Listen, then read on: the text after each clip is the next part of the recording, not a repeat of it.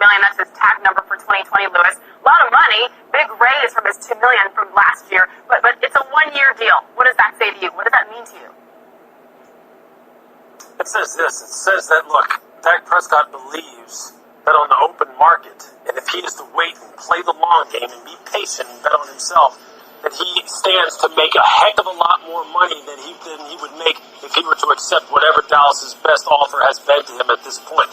And the fact of the matter is, as long as he stays healthy, he is going to make a lot more money than whatever the best offer it is that they've made him so far at this point. It just involves some risk. And look, Kirk Cousins has been quoted as saying, the cream rises to the top. Kirk Cousins parlayed this kind of strategy into the most lucrative payday for any player in the NFL over the past 4 or 5 years. Dak Prescott is now on that trajectory. He's on that path. He's on that plan. And so it involves risk. And there's people now who are going to sit there and say, how can you not take a deal that's, 34, 35 million a year and over 100 million guaranteed money? Well, in today's day and age, that sounds like, something that most of us can live with. But in the business of football, he sees a much more lucrative path to take that just involves being patient. And what it says is, we're headed for a big-time showdown at the end of this season between the Dallas Cowboys and Dak Prescott. Because as Adam alluded to, either you franchise him again and he collects basically $70 million over 2 years, you sign him to a long-term deal that now the price has gone up anyway on you, or you let him walk. In which case, Dallas, you're starting all over again trying to find a franchise quarterback. So good luck.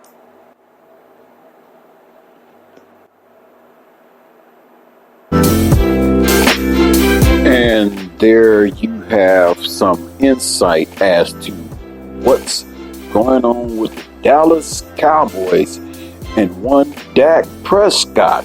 Why can't they seem to get something done? Welcome into my podcast. I'm going to be talking about this very issue of Dallas versus Dak, Dak versus Dallas, and what lies ahead for Dallas and what lies ahead for Dak. Could this be Dak's last year playing for Dallas?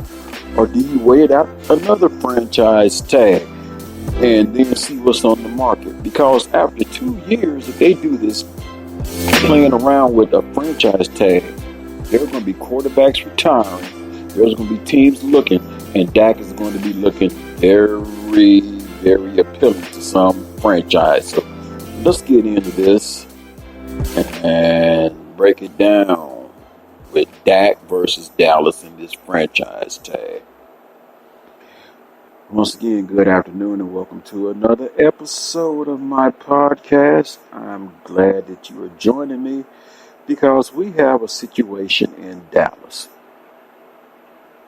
Without Dak Prescott deal, Cowboys are in a challenging salary cap spot. This came out a few days ago, so I'm sharing it with you. It says now that quarterback Dak Prescott will play for the Dallas Cowboys on the franchise tag in 2020. What does it mean for 2021? Well, let me tell you what it means from my perspective. From my perspective, you're looking at the possibility of, let's say, hypothetically, this is just my opinion, okay? But let's just say, hypothetically, Drew Brees decides to retire after this season. There's an opening. Big Ben in Pittsburgh.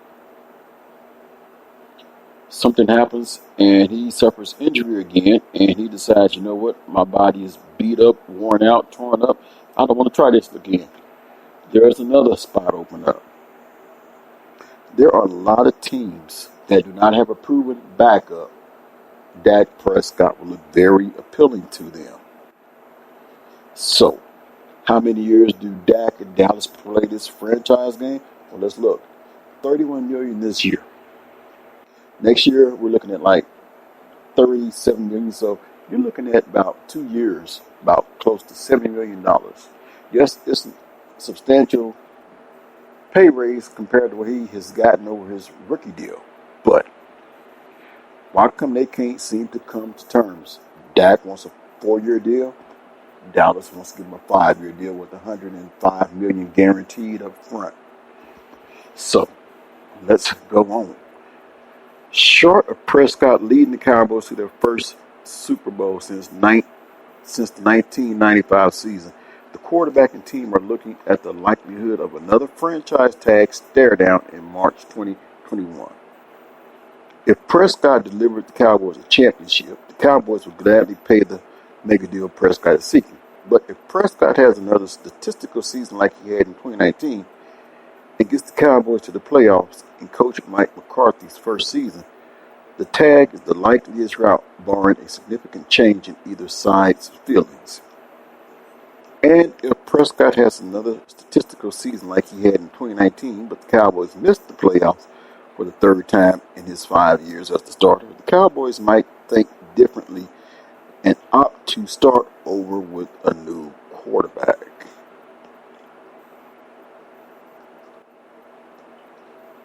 So let's pause right there. Let's look at teams that have had their quarterbacks for a long time. And let's look at how successful they've been. I know the first thing that comes to mind, you have the tandem of Tom Brady in New England with Coach Bill Belichick. That has been a long-going dynasty. Can't get around that. The Pittsburgh Steelers with Ben Roethlisberger. Granted, he was injured last season, but look at the longevity he's been there. Look how long he's been there under even Coach Mike Tomlinson. Keep in mind, Pittsburgh do not fire their coaches on a regularity. There was the Chuck Noll era, forever and a day. So think about that continuity. Chuck Noll and Terry Bradshaw. Then you look at Ben when he comes on the scene, he has Coach Bill Cowher, and then Mike Tomlinson.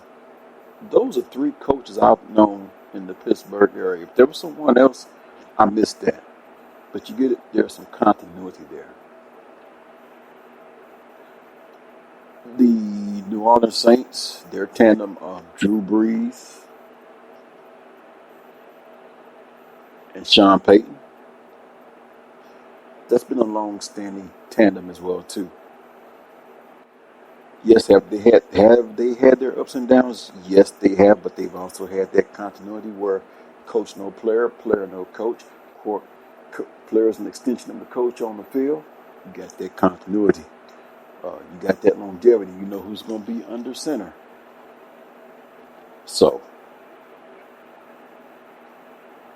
would Dallas want to start over, and how soon would that starting over process be?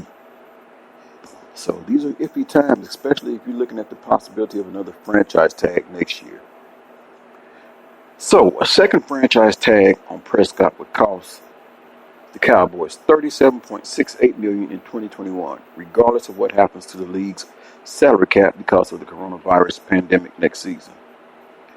If the salary cap stays flat because of a lack of revenues for the NFL in the 2020 season, then the Cowboys could be in a challenging situation. The 2020 cap is $198.4 million. According to ESPN stats and information, the 2021 cap is projected to be $212 million based on normal circumstances, which would allow the Cowboys to have $36.2 million in room. But if the cap does not increase, the Cowboys would be down to roughly $22 million in room if they don't carry over any unused space from 2020. It's easy to see that Prescott's $37.68 million tag would not fit under that cap amount, and Dallas would have to get creative in its accounting. That creativity could lead the Cowboys to release players, but will definitely lead to the restructuring of a number of contracts that would eat into the team's cap room in future years. That is a mechanism the Cowboys have been routinely criticized for by capologists who seem to ignore how much other teams do add to future cap figures by restructuring. It is possible the Cowboys could restructure the contract of All-Pro guard Zach Martin this year, which would open up roughly $8 million in space, with at least some of that carrying over to 2021, and do the same again next year. It is conceivable the Cowboys could look to do the same with defensive end DeMarcus Lawrence, who is set to make $16.9 million in 2021. Pardon me, in 2020. The 5-year, $100 million deal Amari Cooper signed in March was designed for it to be restructured in 2021, provided the wide receiver produced big-time numbers. He is set to make $20 million and count $22 million against the cap. A restructured deal could create $12 million in room.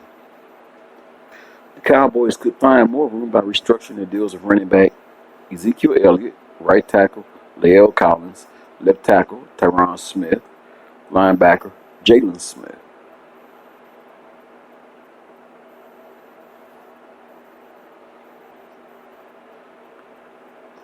There are risks involved in all of that restructuring.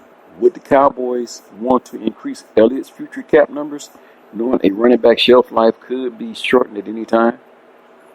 Tyron Smith has missed 3 games each of the past 4 seasons because of injury, so adding voidable years to his contract to lower cap figures could be tricky. Collins would be a prime candidate, but he has had some back issues to think about. Jalen Smith needs a bounce-back season in 2020 to see his $7.2 million base salary in 2021 become fully guaranteed by the 5th year. If he doesn't, then the Cowboys could designate him as a post-June 1 cut before the 5th day of the 2021 league year and gain $7 million in room.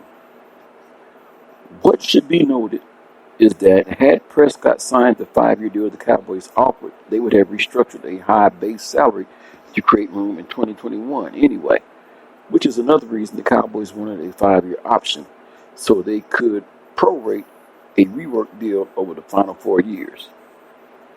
Restructuring Prescott's contract or having to restructure a number of players' deal would not be an optimal situation if the 2021 cap does not increase appreciably, but it is not an impossible situation.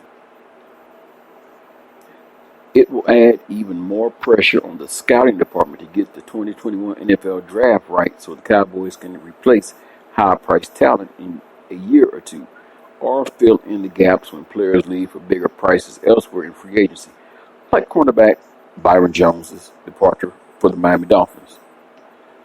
The dominoes of Prescott and the Cowboys not getting a long-term deal done are just beginning to fall. So, there you have it. Dak versus Dallas. Dallas versus Dak. That darn franchise tag. And what does it mean for the future? A lot of restructuring coming up, most likely. Will players settle for restructuring their deals? Or will they want to get them another deal elsewhere? How does Dallas keep Dak? Can Dallas keep Dak? Can Dak stay in Dallas? Does Dak want to stay in Dallas? I look at the tug of war of this right here. Dak wants a 4-year deal. They're not too off on the money, but he just wants a 4-year deal. Why? So he can test free agency. Jones wanted a 5-year deal. Pretty much the same amount of money. $105 million guaranteed. Something tells me maybe Jones is questioning Dak's loyalty when you listen to Dak say, I want a 4-year deal, because at the end of 4 years, that's when you are on the market. Jones rather have him locked up, because one of the things you notice about Dallas, they went with Troy Aikman for a long time.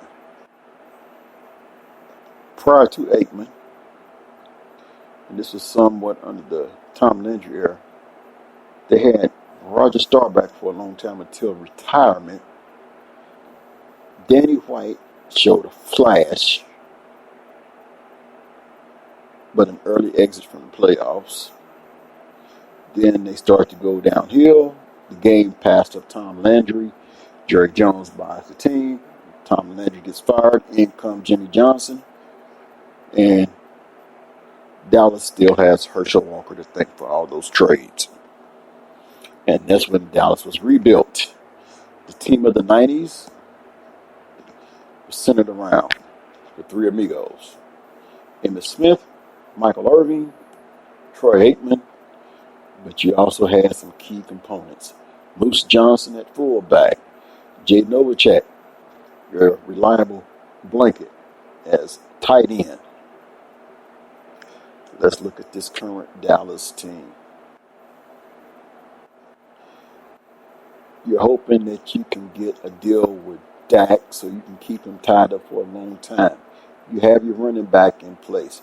You got Amari Cooper. Then you pick up CeeDee Lamb in the draft just to add more weapons. There is one disclaimer. That offensive line is aging based on injuries. You have to rebuild that line. Do you let some of those high-priced veterans that have been dealing with injuries, do you let them go after the season? Start looking for the replacements at a much cheaper price.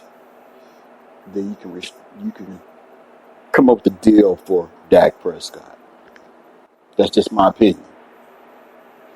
Because there are teams that would love to have a Dak Prescott as their quarterback and would be willing to pay the money. I'll mention just a few of them.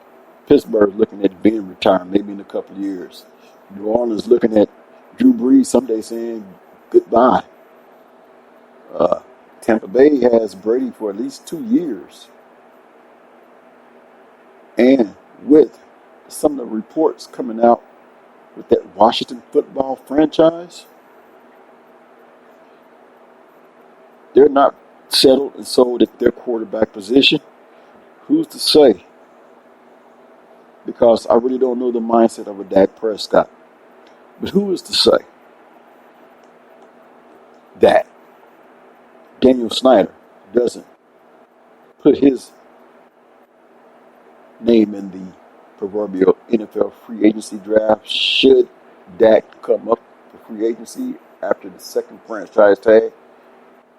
And he looks very appealing to that Washington football franchise, whatever their new team name will be.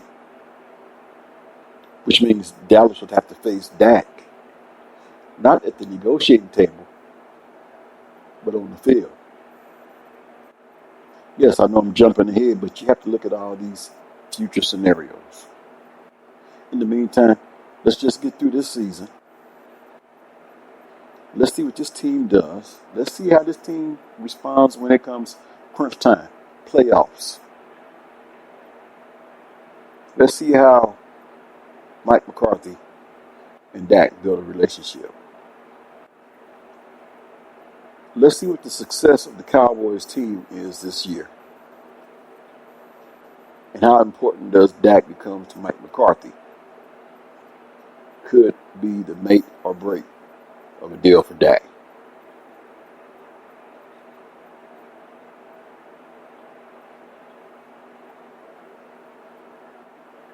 So there you have it. There's my take. I'll say after this year, Jerry, Steven, stop playing around. Dak, stop playing around. Let's get a deal done. Maybe after this season, Jerry, Steven, maybe a 4-year deal does look good. Because this year you're playing under the tag. My name is Anthony.